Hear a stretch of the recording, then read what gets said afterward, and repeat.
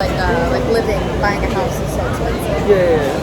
But I heard in US after you maybe graduate or turn 18, you have to move out from. So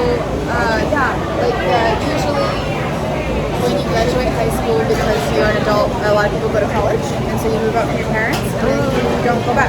But lately, it is so expensive to live in the United States. A lot of people have been moving back in. Who rented my apartment, they asked, they were like, do you smoke cigarettes? Do you have tattoos? And I was like, oh, okay. And they were like, the property manager, she has to take a picture of you and send it to the landlord. And I was like, okay. But it's very common to have piercing and tattoo. Yeah, so I took my piercing out and was like, didn't wear makeup. Yeah, I was like, okay. Yeah, but I did notice a lot of people here have dyed hair, colored hair, and so for a long time in the United States that was very subculture. Oh, dye hair is subculture.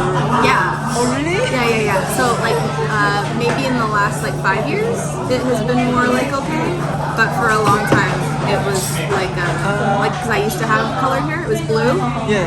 And when I tried to find my first job outside of college, everyone was like, you have to dye your hair. I think in Taiwan it's the same. Yeah. Maybe you too colorful hairs is also subculture, but people like to become more special, be their self. Yeah. I think also affected by K-pop. K-pop idol, They always have they change color every day. It's true. It's so fun. Yeah. So I don't know. It's very. I like seeing the difference between Taiwan and America. To me, it's very interesting. Also, by your nail arts, your makeup, you're so different from Taiwanese young people. I feel. I think that's it's great to be what you like. Exactly. And I would never want to do it in a way that's disrespectful, but also if it's just a little different, to me it feels okay. But if you feel more confident, definitely do whatever you want to do. Yeah.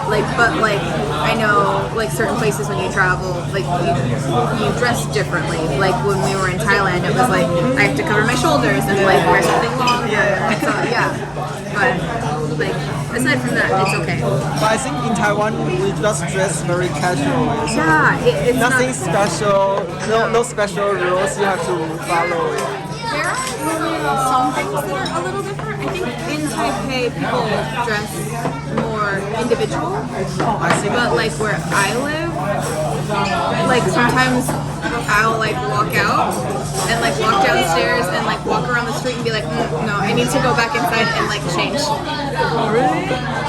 Yeah, it wasn't bad, but I was wearing a dress and it was open to right here, and I was at a bus stop and a woman came up and started speaking to me in Chinese, and I was I don't know, and she took my dress and yanked it up, and I was I am very sorry, but but I used to wear that dress to work all the time in the United States and it wasn't a problem, so it was I didn't know, but I guess okay, I'm sorry. Taiwanese people, we are more conservative. Maybe. Yeah, just in some things, but also there are some times where I'll see people wearing stuff and I'm that looks like an American outfit. So I don't know. Yeah, so now we are in Ningxia Night Market, and this restaurant is the most famous. Okay. Oyster omelette place. Okay. Yeah, and also their clam soup is very fresh. Okay. All right, I'm excited. What should I try first? Maybe try oyster omelette first. Okay. Do you eat a lot of oyster back in US?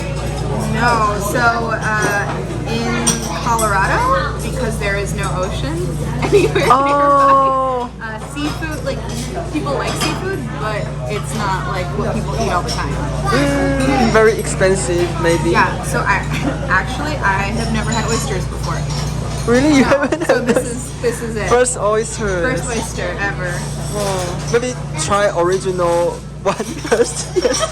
Okay. Because it's your first oyster. Yeah. I'll try the original one. Wow.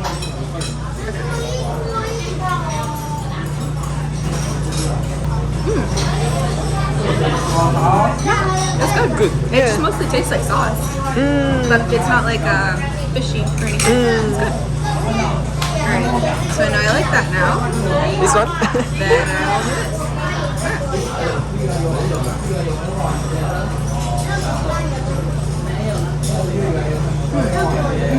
Good?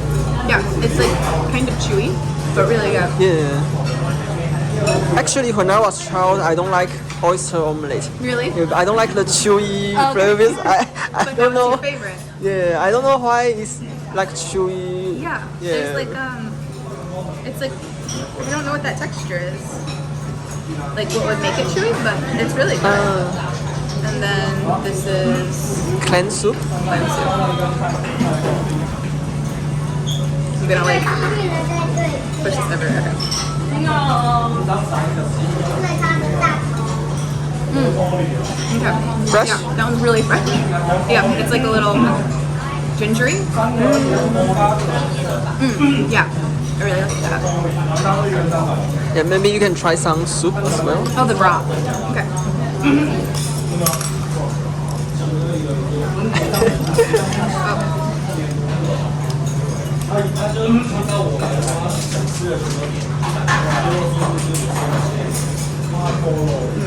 Yeah, it's just like a nice like ginger broth. It's really good. Great. Yeah. Like because I was not white, I didn't feel like I belonged in the United States always. But also like I don't know a lot about like yeah. So I have always felt like I didn't belong in the United States, and I know how that feels, but I wanted to know how it felt here and see if maybe it was better. So like, So far, how do you feel living in Taiwan? I don't think I've done it for long enough to know. Like, I think that once I start learning the language, it will feel a lot better. Because right now, Oh yeah, you can immerse into the culture. exactly. Society. I always wanted to travel, and I was tired of living in the same place, and like I worked really hard at my job, and it was a lot of hours, and so I wanted to try something different and see if it made me happier. Because the like most important thing is yeah. to find things that make you happy. Exactly. So it was so many different things, and it just like when I visited here a couple years ago, I was like, wow, like I could live there, and it feels so good, and it feels safe, and it's like it's affordable compared to the United States, and like I love being in Asia. Like I think it's so cool, and it's so much easier to travel here than it is in the United States. So just like made So sense. happy for you. Thank you. It's really exciting to be here. I'm just like really glad that I get to do it. Yeah.